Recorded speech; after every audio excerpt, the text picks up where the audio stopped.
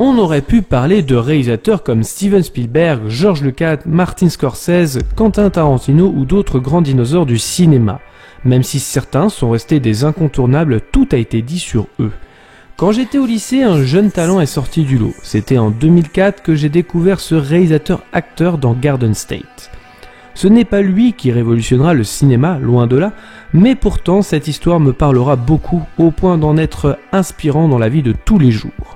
Cela m'amènera à m'intéresser à ses autres projets, en tant qu'acteur mais aussi sur ses autres réalisations. Bien qu'elles soient peu nombreuses, j'en conviens. Zach Braff est né le 6 avril 1975 dans le New Jersey et a toujours voulu réaliser son rêve de devenir réalisateur. Malgré un trouble obsessionnel compulsif diagnostiqué à l'âge de 10 ans, il commence sa carrière en 1993 dans le film de Woody Allen, Meurtre mystérieux à Manhattan. Il ne s'agit que d'une courte apparition certes, mais il faut bien commencer quelque part. Après tout, il n'est pas diplômé de l'université de Northwestern en art du cinéma pour rien. 6 ans plus tard, il obtient le rôle de Wesley dans Getting to Know, pas réellement mémorable, je vous l'accorde, mais il reprendra quelques mimiques de mise en scène, notamment avec sa rencontre avec Natalie Portman dans Garden State. En 2000, il jouera dans 3 films, Huntsville, Blue Moon et Le Club des Cœurs Brisés. Il commence à multiplier les rôles, mais ne décolle toujours pas.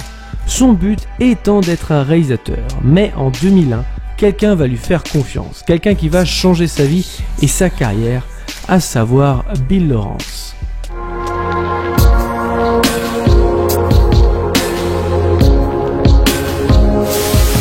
Scrub est une série créée par Bill Lawrence en 182 épisodes de 22 minutes et diffusée entre le 2 octobre 2001 et le 8 mai 2008 sur le réseau NBC, puis entre le 6 janvier 2009 et le 17 mars 2010 sur le réseau ABC. Avant Brooklyn Nine-Nine et après Ally McBeal, nous avions eu Scrub. Car vous ne le saviez peut-être pas, mais Scrub n'était pas forcément innovante. Une série traitait déjà des fantasmes loufoques de son personnage principal, à savoir Ally McBeal.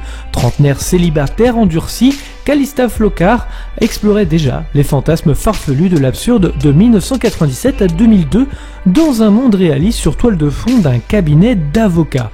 Bill Lawrence conservera cette idée avec une écriture semblable à son autre série, Spin City. L'histoire de la série nous conte JD, Turk et Elliot qui font leur internat de médecine à l'hôpital du Sacré-Cœur. Ils y découvrent que la vie n'y est pas facile et se retrouvent bien souvent dans les situations les plus loufoques. Au casting, on retrouve Zach Braff, Sarah Sheik et Donald Faison pour nos 3 héros, mais nous avons également John C. McKinley qui joue le Dr Cox, le mentor de JD, Judy Reyes qui jouera Carla, future femme de Turk, et Ken Jenkins qui jouera le rôle du Dr Kelso. L'acteur Neil Flynn, qui joue l'homme de l'entretien, ne disait jamais aucune des lignes du script qui avait été préalablement écrite pour lui. Sur un des scripts de la saison 4 par exemple, il était même annoté à la place de son texte « peu importe ce que dit Neil ». Ceci montrant bien à quel point le jeu de l'acteur était spontané. Il y a beaucoup de vent dans cet hôpital. Oh, pardon. J'étais en train de sécher une flaque d'urine. Ah. C'est moi le responsable des flaques dans tout le service. Mais la série excelle plus dans sa version française, car oui, le casting vocal français est beaucoup plus drôle que dans sa version originale. Ce qui vous en conviendrez est assez rare en général. Cela est dû principalement aux intonations par exemple qui sont un peu plus exagérées. Zach Braff est doublé par l'excellent Alexis Thomasian qui double également Fry dans Futurama. Tu vas te laver les dents, là? Ouais, pourquoi? Pour rien. Qu'est-ce qu'il y a de si drôle? Rien du tout. Mais attends une petite minute. Hein? Tu te serais pas encore lustré les fesses avec ma brosse à dents par hasard? Quoi? Véronique Desmandril double le docteur Elliot Reed, Lucien Jean-Baptiste double Turk. Je vais essayer de le résumer. Non, mais je vais essayer. Oui. Mais pourquoi on en est arrivé là? Au départ, il y avait peu de gens qui faisaient du doublage, donc très peu de noirs aussi. Les noirs dans le cinéma américain, il y en avait très peu. Donc t'avais Madame Scarlett Gao, Madame Monsieur, voilà, ouais. C'était ça. Donc on prenait un gars, un blond, il disait bon, viens. Alors il disait ah oui, Madame Scarlett, terminus. Après le cinéma américain a évolué. Il y a des Will Smith qui sont arrivés. Ouais. Et là on a mis un garçon pour doubler Will Smith qui s'appelle Medondo, qui est noir, machin tout ça. Ouais. Et là c'est lui qui a créé ce truc, ouais mec, alors le type arrive à Brooklyn, mec, tout ça. Et les blancs qui doublaient les comédiens noirs se sont dit putain mais ça y est c'est ça le truc pour doubler les noirs. Donc ils sont tous mis un petit peu à parler ah votre honneur je suis avocat à la cour de machin. Donc c'est devenu une espèce de truc très étrange. Hervé Joly double Cox, c'est la voix régulière d'ailleurs de Clint Eastwood. Je ne rentrais pas dans ce circuit-là, je voyais ça de loin. Et un jour, je ne sais plus comment ça s'est fait, Génie, ou à l'époque c'était Mathilde, je crois, m'a appelé et m'a dit est-ce que tu es libre le lendemain, etc. Et je suis rentré à PM, c'était le château, la forteresse, l'inaccessible étoile. Et finalement je suis rentré dans PM, j'ai fait plein de belles choses. Et la cerise sur le gâteau, c'était Génie un jour qui m'a dit tu vas faire les essais pour Clint Eastwood. Julie Turin double Carla. Est-ce que ton interne Lisa a pu coucher avec lui? Elle a pas de copain ni de morale. Seul à avoir changé de voix française en cours de route, c'est le personnage du concierge suite au décès de Pascal Massix en 2008. Ce sera Marc Alphos, à partir de la saison 7, habitué du doublage puisqu'il est la voix régulière de Russell Crowe et doublait également le grand sage dans Jack and Daxter. Il meurt également malheureusement en 2012. Votre braguette est fermée? Je suis pas là pour pisser. C'est ici que je fais ma pause. Quand je reste dehors, tout le monde me donne des choses à faire. Je crois que je lui ai fait le mériter à chaque fois. Vous m'avez enfermé dans un château d'eau. Vous aviez écrit sur un mur. Vous avez fracassé mon scooter Sacha. Vous savez que j'aime pas le mercredi. Vous avez hanté mes patients en pédiatrie. Vous ne portiez pas le short que mon épouse imaginerait. Ce scone a l'air délicieux. Ah oui?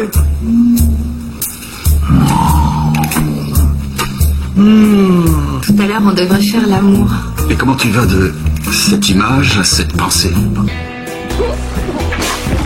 Les titres originaux des épisodes commencent quasiment tous par My, traduit donc la plupart du temps par mon, ma ou mais en français. À partir de la saison 2, un des 2 épisodes par saison commence par Is, Her, There, son ou leur en français.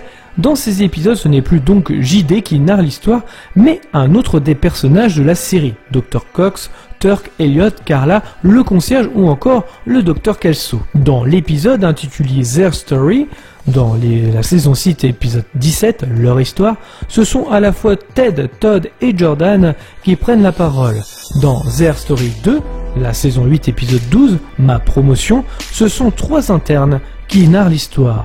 En général, JD est amené à toucher, bousculer un de ses collègues pour que celui-ci prenne le relais de la narration. Dans la 9e saison, dans l'absence de JD en tant que régulier, les épisodes commencent désormais par our, pouvant se traduire par notre ou nos. Le scénariste et le créateur de Scrubs, Bill Lawrence, avait eu l'idée dès la première saison de faire en sorte que le personnage du concierge, interprété par Neil Finn, ne parle qu'à JD, faisant ainsi penser qu'il était le fruit de son imagination. En réalité, Bill Lawrence avait décidé de mettre cela en place parce qu'il s'attendait à ce que la série soit annulée rapidement. Cette intrigue a donc été conservée dans la saison 2 jusqu'au moment où l'acteur Neil Flynn a demandé à Bill Lawrence de pouvoir enfin interagir avec les autres acteurs par la suite. Scrubs a connu des hauts et des bas dans les audiences. Voici d'ailleurs les audiences en moyenne de chaque saison. La saison 1 avait 11,2 millions de téléspectateurs de moyenne. La saison 2, qui sera d'ailleurs la plus regardée, 15,94 millions de téléspectateurs. La saison 3, 10,4 millions de téléspectateurs et ensuite une stagnation sur la saison 4, 5, 6 et 7 qui tourneront autour des 6 et 7 millions de téléspectateurs. C'est à partir de la saison 8 que la baisse commencera à arriver pour Scrubs avec la saison 8, 5,6 millions de téléspectateurs en moyenne et enfin une dégringolade de téléspectateurs pour la saison 9, 3,8 millions. Après 7 années de fructueuse collaboration, NBC se sépare de Scrubs pour des raisons assez obscures. La comédie est aussitôt sauvée pour la saison 2008-2009 par le network ABC qui en commande également aussi une 8e saison de 18 épisodes. Les épisodes de Scrubs sont formatés sur le même modèle, réalisés avec une seule caméra. Les épisodes mettent en scène plusieurs intrigues impliquant les différents personnages. Un thème différent est abordé à chaque fois via la voix off du personnage, qui conclut généralement la morale de l'histoire à la fin de l'épisode. À chaque journée passée au Sacré-Cœur, JD en ressort grandi, mieux armé pour l'avenir. Dans la série, JD et Turk sont meilleurs amis. Or, les deux acteurs qui jouent ces rôles respectivement, Donald Faison et Zach Braff, le sont également dans la vraie vie.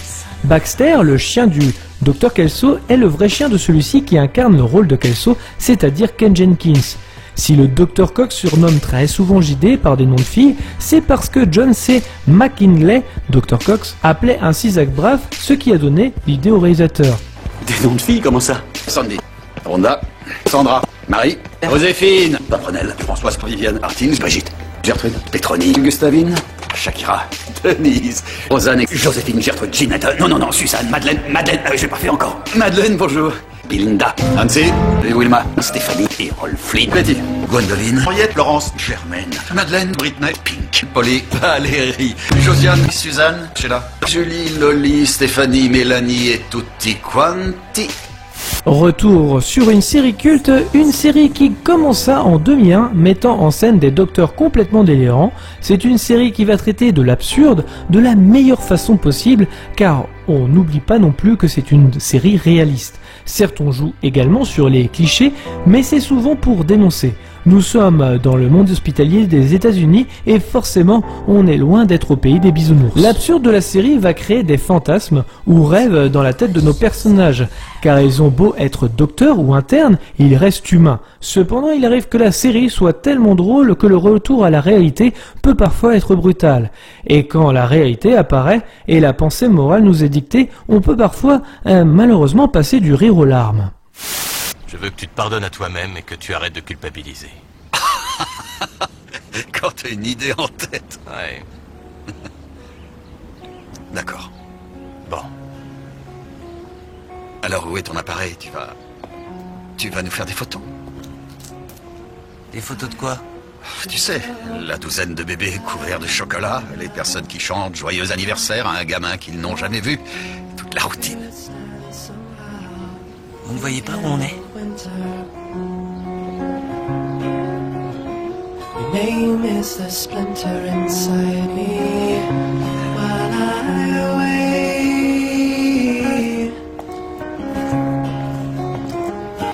If only I would wait. I remember the truth. Mais finalement, ce qui compte le plus, c'est d'arriver à accepter que... If only I would wait.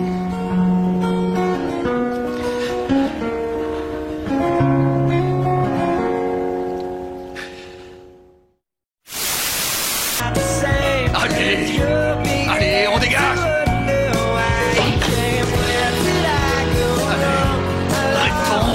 Réponds. Non. Hey! N'oubliez pas ce que vous m'avez dit. Le jour où on commence à se reprocher la mort de quelqu'un, on est sur la pente. Oui. Tu as raison. Et oui, si vous êtes déjà tombé sur un ou deux épisodes comme ça sur la 6 à une heure assez tardive, vous vous êtes peut-être pas dit qu'il s'agissait d'une série finalement plus sérieuse qu'il n'y paraît.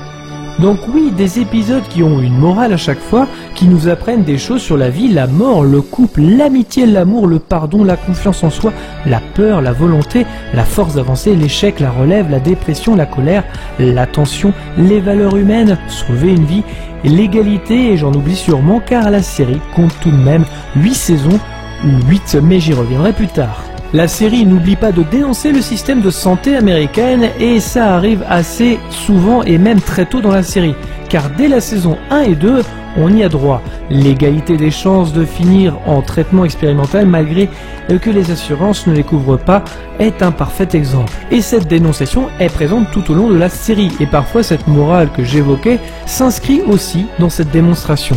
Le pauvre aura toujours moins de chances de survie à l'hôpital Sacré-Cœur. Le personnage de Cox n'est pas là pour ses tirades à rallonge.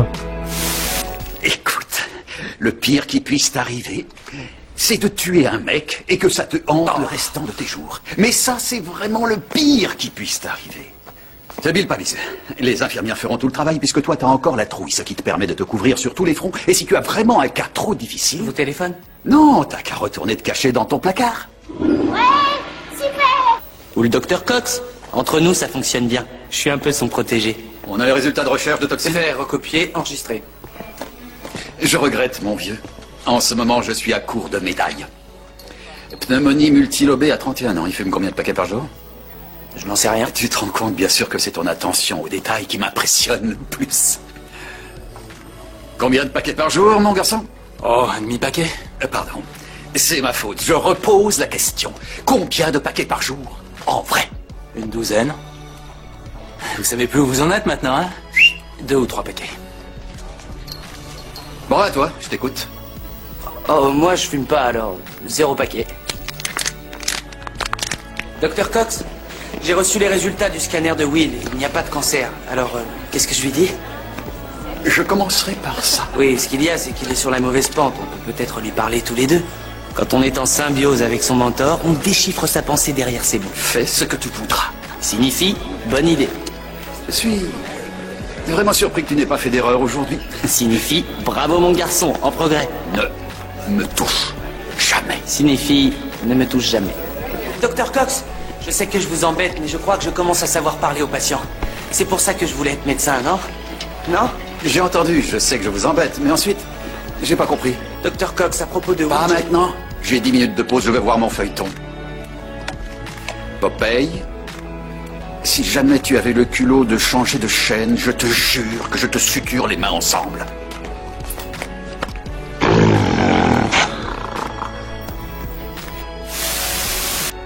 Il est également là pour dénoncer ce système injuste, d'où la petite guéguerre avec le directeur de l'hôpital Bob Kelso. Vous avez sincèrement cru que je ne découvrirais pas ce que vous avez fait? J'ai fait quoi au juste? Insolent. Je suis insolent. Arrogant. Je sais que c'est un peu mélodramatique, mais dans mon esprit, à les voir tous les deux se défiant l'un l'autre, ils ne se battaient pas pour des histoires de patience ou d'assurance, ils se battaient pour mon âme. Peu importe vos règles, Cette fois, je vous tiens et on se fiche et de j'en suis ravi. C'est toujours l'éternelle histoire. Le bon contre le méchant, le bien contre le mal, le côté obscur contre la lumière.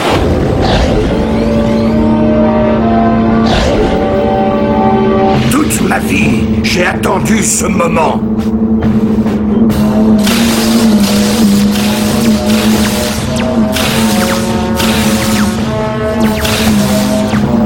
Tranquille, Chewie.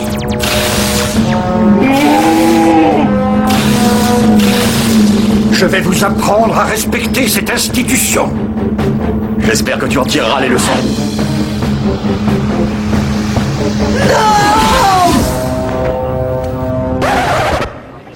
Vous êtes suspendu. La sanction prend effet immédiatement.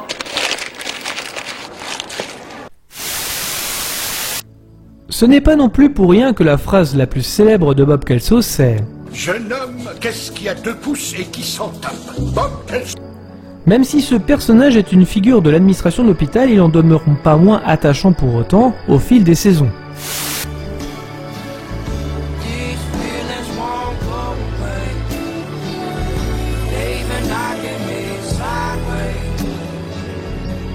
When all is said and done, I like to think he does care a little. Whenever you come around, these feelings won't go away.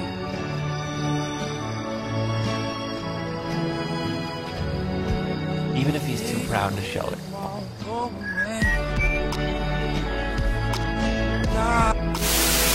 Lors de la saison 7, la grève des scénaristes bat son plein et oblige la série à écourter la saison.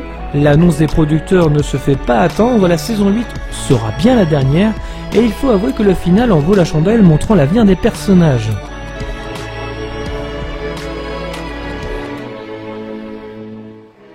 The book of love is long and boring. No one can lift a damn thing. It's full of charts and facts and figures and instructions for dancing, but I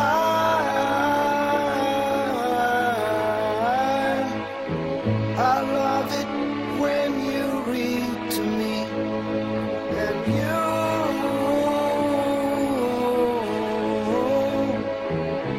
you can read me.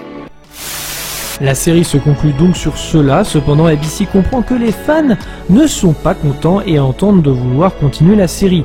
Tout comme Grey's Anatomy, les producteurs souhaitent jouer sur la nouvelle génération d'internes pour continuer. C'est pour cela qu'une saison 9 verra bien le jour, mais soyons honnêtes, ce ne sera pas à la hauteur des anciens. Il est vrai que ce genre de série peut durer assez longtemps, mais depuis la saison 7 et cette grève des scénaristes, la série perdait déjà en qualité et on sentait clairement la fin. Autant finir sur la note positive avec une véritable conclusion. Je sais que c'est déjà une série culte pour certains. Si un top devait être créé, sur les plus grandes séries, Scrubs serait forcément dedans. En effet, elle arrive à nous faire rire, réfléchir et nous émouvoir, et après tout, c'est ce qu'on recherche dans une série. J'adore la revisionner, ce qui était assez rare pour ma part. Sur une série, on arrive totalement à s'identifier à la personne de JD, qui n'a jamais voulu recevoir la reconnaissance de son mentor, à vouloir le meilleur pour ses amis, à s'investir dans son travail, à se dépasser, mais aussi parfois faiblir. Ne pas être sûr de soi, cette série évoque les choses de la vie. C'est une série moralisatrice, mais arrive aussi à contredire certaines morales évoquées pour faire avancer ses personnages. Car sa force, c'est bien la narration, l'humour et même parfois sa mise en scène. Bill Lawrence est également à l'origine de la comédie Spin City. C'est pour cela que plusieurs acteurs de la série viendront faire un coucou à l'hôpital Sacré-Cœur. En tête, Michael J. Fox, suivi de Heather Lockhart et même Richard Keane, Alan Ruck, Michael Botman et Alexander Chaplin. Les anciens membres de l'équipe du maire de New York se sont arrêtés au Sacré-Cœur, que ce soit en tant que membre de l'équipe médicale ou même patient. Scrubs voit défiler de nombreux invités de prestige au fil des épisodes. John Ritter, qui incarne notamment le père de JD à 2 reprises, et d'ailleurs suite au décès de l'acteur en 2003, l'épisode 6 de la 4e saison lui est même dédié pour lui rendre hommage. Difficile de recenser de façon exhaustive les personnalités apparues dans la série tant que la liste est longue. Notons quand même Colin Farrell, Brendan Fraser, Rowland Margulies, Matthew Perry, Kerry Russell ainsi qu'un certain Mazioka, encore inconnu, qui jouait le responsable du labo. Mais aussi, vous avez aussi des personnalités comme DJ Qual, John Ritter, ça on l'a déjà cité, mais Amy Smart, Ryan Reynolds, Tara Reid, Freddy Rodriguez, Heather Graham, Jason Bateman ou encore Courtney Cox. Je parlais de 9 saisons, mais 8 comptent réellement, car déjà le final de la saison 8 sonne comme une fin de série, et que la saison 9 se termine sur un épisode tout à fait lambda sans réelle fin pour la série. En effet, la 9e saison provoquera l'annulation de la série entière, et cela pour de bonnes raisons. Pourtant, sur le papier et le premier épisode, on sentait presque un vent de fraîcheur. En effet, l'idée que cette fois l'hôpital du Sacré-Cœur soit transformé en université est en soi une bonne idée. Cela justifiera même les absences de certaines grandes figures de la série. Le problème vient des internes qui n'ont absolument rien à raconter. Même les fantasmes qui étaient au premier plan, grâce au personnage de John Dorian, sont quasi absents, perdant l'âme de la série. Si vous n'avez jamais regardé Scrubs, il est temps de vous y coller, de vous y plonger dans cet univers totalement absurde, dans ses fantasmes et plein de vérité dans sa réalité. Les personnages y sont attachants et vous les retrouverez à chaque fois avec plaisir. Sur un format de 20 minutes, les saisons sont très généreuses et s'enchaînent facilement. Dirk est rentré de son voyage de noces. Contente de vous connaître. Dirk. Allez, vas-y. JD. J'espère qu'un jour il m'aimera comme ça. Il l'a. Dirk. JD. Dirk.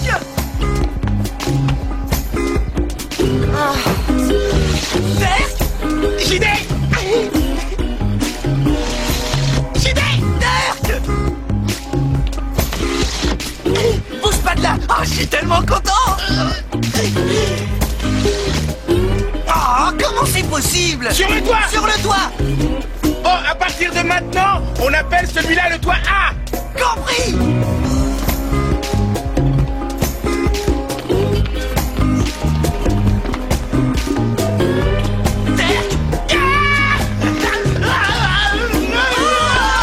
Comment ça va, mon vieux? Zach Braff s'est fait un nom. Les gens peuvent commencer à le reconnaître dans la rue, Scrubs réunit les gens et sa notoriété est faite. 2003, soit 2 ans après son embauche en Scrubs, Zach Braff commence la production de Garden State. Des producteurs lui font confiance et lui offrent le budget confortable de 2 500 000 €, ce qui permet de s'offrir Natalie Portman notamment dans le rôle féminin qui s'était engagé à l'époque sur la prélogie Star Wars. Garden State est une comédie dramatique écrite, réalisée et interprétée par Zach Braff, mettant en vedette Natalie Portman, Peter Sarsgaard, Ian Holm et bien sûr Zach Braff lui-même. Andrew, interprété par Zach Braff, mène une vie paisible à Los Angeles où il essaye sans trop de succès de devenir acteur. Complètement assommé par la quantité de médicaments qu'il prend, il semble avoir perdu le goût de la vie, vivant au jour le jour dans une attitude de désinvolture totale. Un jour, il se réveille d'un rêve dans lequel il se trouvait dans un avion sur le point de s'écraser et remarque qu'il a reçu un message téléphonique de la part de son père, interprété par Ian Holm, qui lui annonce que sa mère paraplégique vient de mourir. Andrew quitte donc Los Angeles et retrouve dans sa maison d'enfance dans le New Jersey pour assister aux funérailles. Il reconnaît d'ailleurs les fossoyeurs, ses vieux amis Mark, Peter Sarsgaard et Dave, Alex Burns, qui l'invite le soir même dans une fête où il se retrouve avec Jesse, Armando Riesco, un vieil ami qui vient de gagner une fortune après avoir créé son velcro. Il rencontre ensuite Samantha, une étrange et belle épileptique dont il va tomber petit à petit amoureux. Ce film fut une révélation, un scénario lambda mais qui en dit long derrière. Vous êtes devant un film romantique, soyez-en sûrs, et pourtant, le drama est bien présent. Rien que le début est totalement dans l'esprit du film. Zach Braff rêve d'un crash d'avion où il est le seul à ne pas paniquer, comme s'il n'y avait rien qui ne le raccrocherait à la vie. Il se réveille par son père lui annonçant donc la mort de sa mère. Cette première ligne de dialogue sera aussi mémorable que L'étranger d'Albert Camus. À la mise en scène, Zach Braff parlera plus que les mots. La chambre est toute blanche, sans meubles, totalement dépersonnalisée, rappelant que son personnage est totalement vide. Même devant la glace, ouvrant sur le nombre improbable de médicaments, cette glace le divise le visage de notre personnage principal comme si cette moitié ne demandait qu'à se réveiller. Lors de l'enterrement, il y retrouve un de ses anciens amis, joué par Peter Sarsgaard, Mark. Leur discussion évoque le fait que le personnage de Zach Braff est parti pour faire carrière dans le cinéma. Quand on réalise son premier film, on y ajoute souvent des éléments autobiographiques. Rien que le personnage du père, joué par Ian Holm, est psy, tout comme la maman de Zach Braff dans la vraie vie. Le film se concentre sur le passé. Andrew revient dans sa ville natale et se remémore beaucoup de choses. Il faut parfois se souvenir pour pouvoir avancer. En tant que spectateur, cela donne envie d'en savoir plus sur son passé pour savoir ce qui l'a conduit à être aussi paumé. Il se rend compte que ses amis ou ses potes n'ont pas forcément avancé comme si le temps s'était arrêté. Encore une fois, la mise en scène l'évoque plus que les mots, comme cette scène où le temps va relativement vite autour de lui et son personnage reste immobile. C'est également symbolisé par cette vieille moto de son grand-père. Nous avons également une autre scène presque théâtrale qui arrive ensuite. Jim Parsons, qui joue Sheldon dans The Big Bang Theory, est là pour son unique scène dans le film. Mais je dois avouer que c'est assez drôle. Après le lycée, il a essayé tant bien que mal de réussir et le personnage de Peter Sarsgaard marque se fout éperdument de sa gueule. Une allusion à Star Trek est évoquée, ce qu'on retrouvera également par la suite dans le rôle de ma vie en 2014, toujours avec le même acteur. Comme si c'était un comic relief. Et nous voilà sur la scène de rencontre entre Natalie Portman et le personnage d'Andrew. Bien que ce film emprunte beaucoup de clichés et de codes de films romantiques, la rencontre a de quoi surprendre. Dans une salle d'attente déjà, pendant qu'un chien essaie de satisfaire un besoin naturel sur la jambe d'Andrew. Natalie Portman, à l'époque, était engagée sur Star Wars et il faut dire que les critiques n'étaient pas tendres avec la jeune actrice. D'ailleurs, dans le film, elle n'hésite pas à y faire des allusions avec son partenaire de jeu. Tu venais pourquoi? Me recharger? Je suis un droïde. Tu mens souvent? Qu'est-ce que t'entends par souvent? Bon, bref, on pourrait changer de chapitre. Tu veux bien parler des choses positives? Positives? Ouais, le côté clair de la force. T'aurais quoi? Natalie Portman et son personnage Samantha, typique fantasme masculin avec un brin de folie qui nous fait déterrer de la monotonie. Malheureusement, elle a un gros défaut, elle raconte des histoires qui ne sont pas forcément vraies ou réelles. Il s'aperçoit en allant chez le docteur qu'il prend trop de médicaments qui ne servent pas réellement à grand chose et retrouve Sam à l'extérieur et font un tour de moto. Du coup, Andrew évoque les mensonges avec Sam et elle lui indique qu'il s'agit d'un TOC. Peut-être comme ceux que souffre l'acteur ou une allusion depuis qu'on lui a diagnostiqué ce trouble obsessionnel compulsif à l'âge de 10 ans. On sent que l'actrice se lâche et essaye de sortir de son rôle de Padmé pour faire découvrir sa palette d'actrices. Et il faut dire que contrairement à Hayden Christensen, elle réussira tout de même à s'en sortir en tant qu'actrice par la suite. Tu fais un bruit ou un truc de ce genre que personne n'a jamais osé, qu'on n'avait jamais vu. Et de cette façon, je suis sûre de redevenir unique, même si c'est qu'un instant. Ça a jamais été fait, ça? Non, en tout cas pas ici. Non, là tu viens d'assister à une prestation humaine absolument sans précédent. Ça défoule, tu devrais essayer. Non, merci. And the Oscar goes to... On évoque très rapidement la religion juive dont Zach Braff fait de confession. Je dis très rapidement car on le sent très timide sur le sujet et il l'évoquera beaucoup plus en détail dans Le rôle de ma vie, sa seconde réalisation. La relation avec son père semble être chaotique, impossible de parler et les secrets de famille sont tabous. Les dialogues avec Sam sont extrêmement bien écrits, la relation semble sincère et attachante sans que ce soit cliché au possible, même si certaines scènes le sont. C'est voulu bien évidemment, mais on va y revenir. Une autre scène me fera ouvrir également les yeux sur des éléments de la vie de tous les jours. Toi, dans la maison où t'as grandi. Du jour au lendemain, même si tu peux toujours y poser tes valises, ce qui avant était ta maison n'a plus cette saveur. Je me sens toujours chez moi à la maison. Tu verras le jour où tu partiras. Ça arrive forcément ce jour-là, c'est fini. Et tu sais que ça reviendra jamais. Un peu comme la nostalgie d'une chose qui n'existe plus et qui te manque. Et puis c'est peut-être un rite de passage, va savoir. Une impression que tu retrouves seulement le jour où tu réinventes ta propre maison. Tu vois ce que je veux dire? Pour toi, pour tes enfants, ta famille. Si ça se trouve, c'est comme un cycle, un truc de ce genre. Nous avons toujours eu ce sentiment si tenter d'avoir coupé le cordon avec ses parents a eu lieu. Le fait de partir de ses propres ailes. C'est assez incroyable d'ailleurs comment ce film évoque le passé, la nostalgie, celle qui fera que le cinéma en sera victime par la suite. Je sais, je vais un petit peu loin dans l'analogie, cependant c'est ce que le cinéma fera quelques années plus tard, à savoir continuellement vous prendre en otage dans la nostalgie. L'idée est bien évidemment de vous faire retrouver cette saveur, comme l'indiquait Andrew, pour un sentiment d'être chez soi. On apprend la véritable fatalité des médicaments prescrits et les problèmes de communication avec son père. La culpabilité est mise en avant et en même temps la renaissance est proche. Sam est la solution pour s'en sortir même s'il ne le voit pas encore. La mise en scène continue, on y voit Zach dans une chambre avec un peu plus de couleur dans le cadre pour nous faire comprendre que le personnage d'Andrew se réveille un peu plus. On arrive à la scène qui donnera même l'affiche du film, à savoir la scène de la carrière. C'est là qu'Andrew s'abandonnera et se laissera aller. Comme une renaissance, encore une fois la mise en scène nous le démontrera via la pluie qui tombe sur les personnages. Les personnages se lâcheront en criant dans le vide, repoussant même son existence, comme s'ils criaient sur le vide de la première scène. Bon, je dois avouer que le personnage de Mark, c'est un peu plus complexe. Hello, darkness, my old friend. I've come to talk with you again, because a vision softly creeping. Mais le plan reste sublime. Malgré la vie, la mort, Andrew est en confiance avec Sam. Il se sent comme à la maison.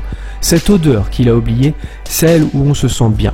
Il la retrouve grâce à elle. Bref, il retrouve le courage de parler à son père, quelques plaies à refermer. Il est amusant de voir quelques similitudes avec Le rôle de ma vie sorti en 2014 où il s'agissait du père qui mourait et non de la mère. Par ces deux films, il évoque le deuil de ses deux parents tout en leur adressant un message. Je parlais de clichés et c'est dans sa finalité que cela se produit. Toutes les comédies romantiques se finissent en général dans un aéroport. Pourquoi partir si le bonheur est déjà là?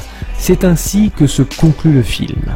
Sam a changé la vie d'Andrew. Grâce à ce fantasme masculin, elle réussit en 4 jours à le réveiller, tel un beau au bois dormant.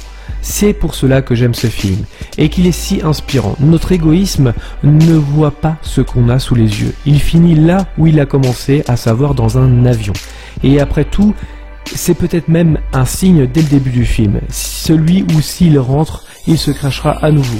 Le monde va encore trop vite autour de lui. Reprenant confiance, peu importe ce qui lui arrivera, Sam est la clé de ce bonheur tant recherché. Le fait qu'il la retrouve dans une cabine téléphonique indique clairement qu'elle l'appelle d'un certain point de vue. J'adore cette mise en scène inventive, j'adore cette audace qui paraît anodine mais qui veut dire beaucoup. Oui, ça se finit dans un aéroport, mais bon Dieu que c'est beau. Et puis merde, allons-y, on s'en fout, continuons cette aventure. Gros succès pour l'acteur-réalisateur, son rêve est accompli. Enfin respecté, il va pouvoir continuer son ascension. Disney s'intéresse à lui, car sa voix est reconnaissable et intéressante. Chicken Little sort en 2005, il sera appelé par la suite pour les jeux vidéo Kingdom Hearts, toujours pour la voix de Chicken Little. Toujours employé dans la série Scrubs, il n'hésite pas à mettre en avant ses amis pour la musique, Joshua Radin ou les Carey Brothers par exemple. Et comme il produit les bandes originaux de qualité, et son Grammy Award concernant celle de Garden State en est le parfait exemple, Tony Goldwyn, le méchant de Ghost, lui propose de faire de même pour la soundtrack et avoir le rôle principal pour The Last Kiss, remake d'un film italien de 2001. Très bon film d'ailleurs sur l'engagement et la peur d'avancer comme l'obsession de l'acteur. Le rythme du film est très bien et tient via la BO qui est parfaite et voire même supérieure à Garden State qui pourtant était impeccable. On y retrouve des artistes comme Coldplay, Carey Brothers ou Imogen Heap qui étaient déjà présents dans la compile de Garden State. D'ailleurs on retient plus la BO que son film, même si je le trouve très réussi. Les personnages ont tous une histoire similaire au personnage principal mais le vivent différemment, que ce soit par l'âge, les enfants ou encore cette liberté. C'est un film qui contribuera à cette fascination que j'ai pour Zach Braff. Par l'intermédiaire de ses obsessions, il arrivait à nous faire parler sur cette génération qui commençait à changer et sur ses doutes de la vie de tous les jours. Nous ne serons jamais comme nos parents. Nous serons une génération qui doutera de tout et qui essaiera par tous les moyens d'être heureux. La recherche de cette quête du bonheur. The Last Kiss y répond sans réellement y répondre, chacun des personnages doit trouver sa propre voie. Après ses nombreux succès, voilà le temps où l'acteur fera de mauvais choix. Nous sommes en 2007 et la saison 6 de Scrubs est lancée. Zach Braff veut partir pour s'envoler.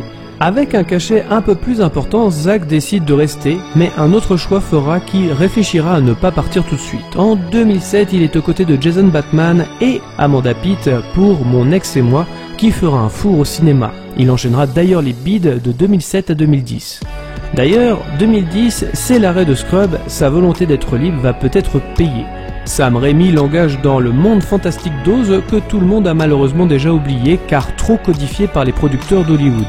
Dommage car la créativité aurait pu être quelque chose de renouveau pour Raimi. Zach Braff joue le rôle de Frank et lui permet de rencontrer le frère de Dave Franco qui avait joué dans la dernière saison de Scrubs, James Franco, où il tournera 2 autres films, Les Insomnies en 2016 et The Disaster Artist en 2017.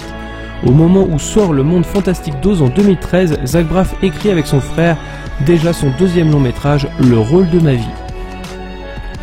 Pour sauver son couple, renouer avec son frère et rassembler toute sa famille autour de son père qui vient de tomber malade, Hayden devra, tour à tour, changer de mode de vie, délaisser son rêve de comédien et partir à l'aventure de la vie d'adulte. Entre Los Angeles, le désert californien et ses propres rêves, saura-t-il trouver le véritable rôle de sa vie ? 10 ans après avoir présenté son premier long métrage, Garden State, Zach Braff est revenu au festival de Sundance. C'est un film où j'ai mis du temps à rentrer dedans, cependant je lui concède tout de même quelques qualités. J'ai compris pourquoi j'ai eu un peu de mal donc quelques temps après. Ce film sonne comme une suite spirituelle à Garden State, imaginez le couple quelques années plus tard et ce serait assez proche des personnages.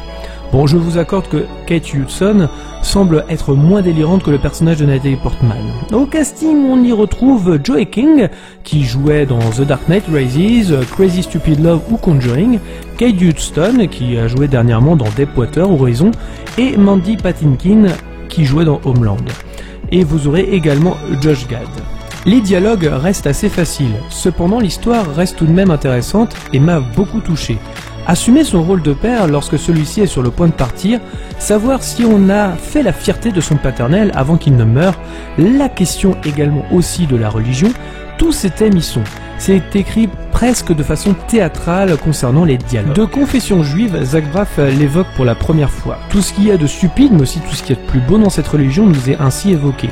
L'autodérision est assez présente, même les castings semblent être du vécu. Comme je l'ai dit plus tôt, Zach Braff a eu sa carrière décollée seulement en 2001. Pourtant, sa carrière a bien commencé en 93. Il n'est donc pas étonnant pour lui d'évoquer ce genre de choses.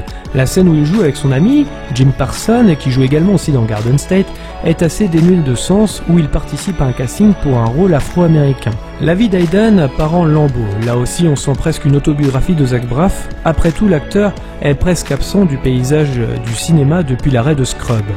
Né de parents très riches, d'un père avocat Al Braff et d'une mère psychologue Anne Brodzinski, Zach n'a jamais manqué de rien. Il est donc pas anodin que le rôle de ma vie soit également une sorte de remerciement d'avoir pu l'entretenir lors de ces années difficiles.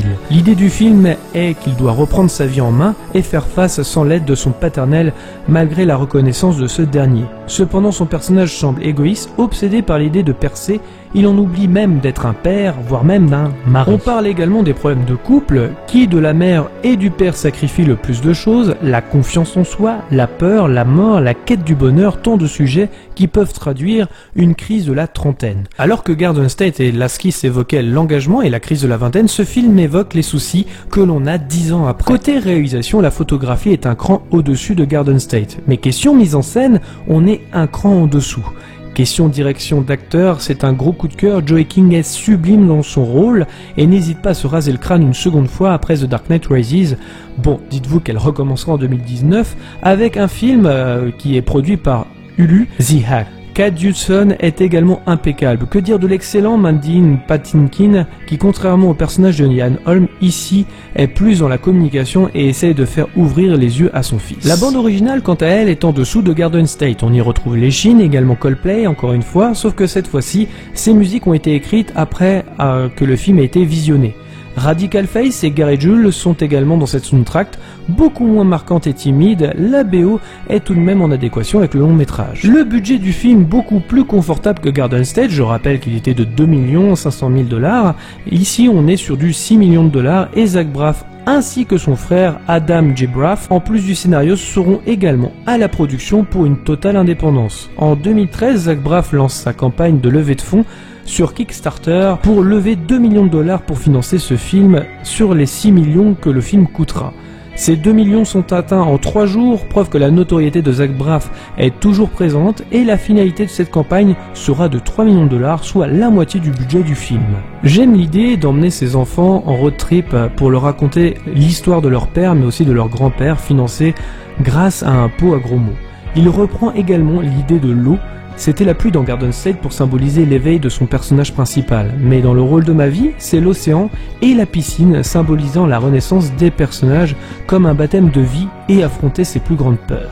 Côté négatif, dans l'écriture notamment, certains éléments sont assez gênants, notamment les allusions aux nouvelles générations comme notre addiction à YouTube ou encore à la communauté geek, avec des allusions assez lourdes sur la pop culture. Histoire de dire, je suis toujours dans le coup et je n'oublie pas les nombreux fans et les nombreux dons que vous m'avez fait. Réellement, on a l'impression que ça tombe comme un cheveu sur la soupe et ça sort de nulle part sans que ça serve réellement le film.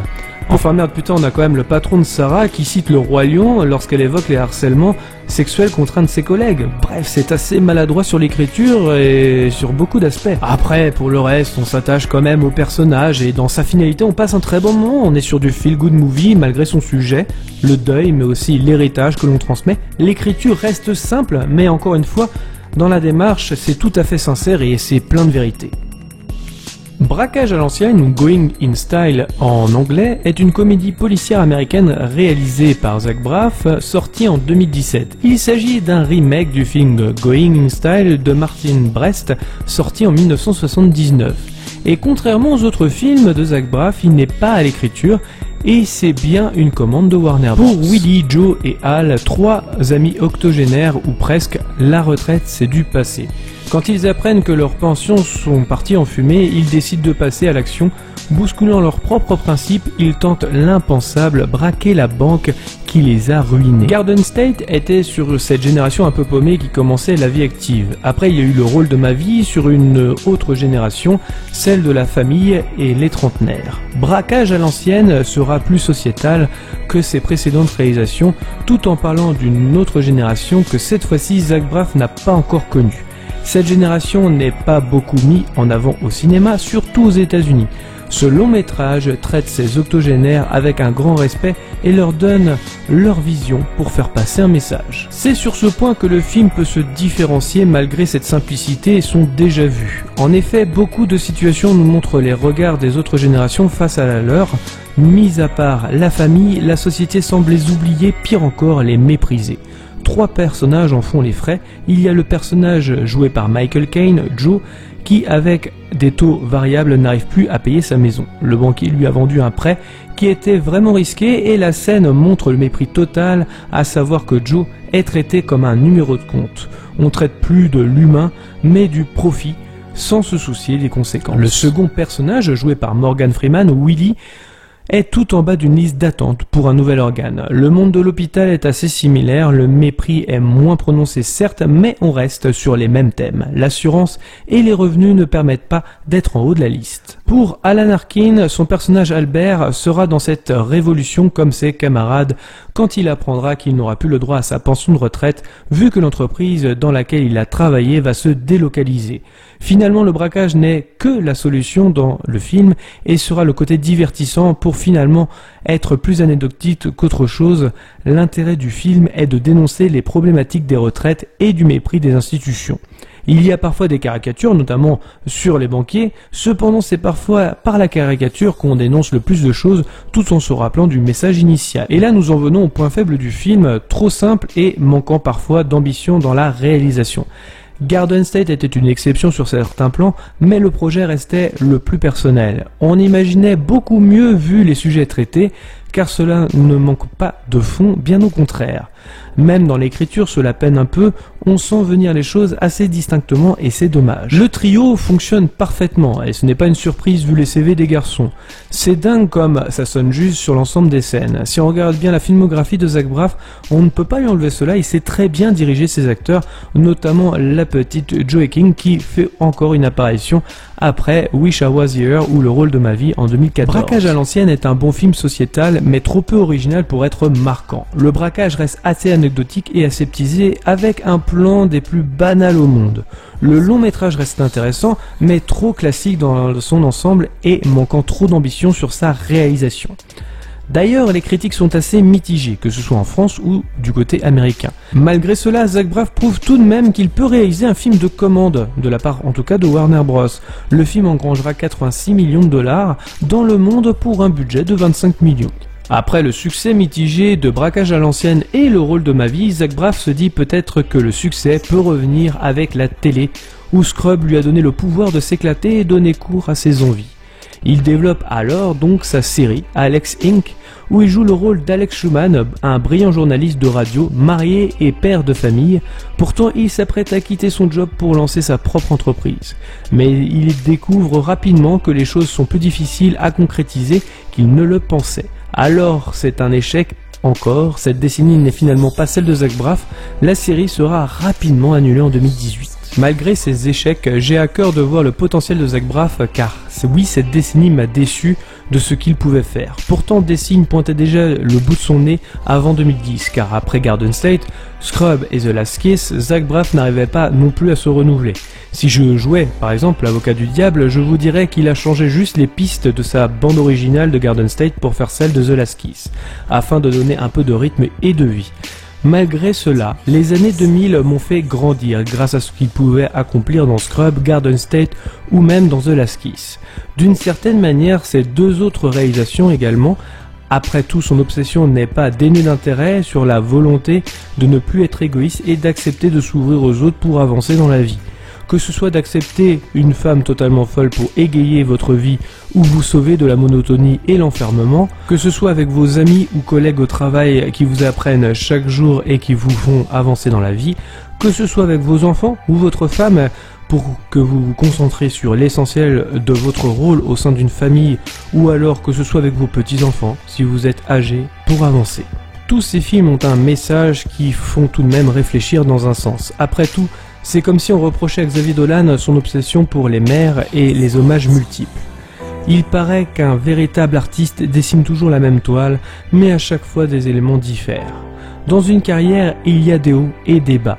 J'espère de tout cœur qu'il servira dans cette dernière décennie comme une force pour montrer le meilleur de lui-même. Il m'aura inspiré sur beaucoup de choses, fait découvrir des artistes et une couleur musicale, des personnages assez drôles mais pathétiques et en même temps qui nous ressemblent. Il m'aura fait déprimer, rire, grandir, donc pour tout cela, je le remercie et je continue à le suivre malgré tout.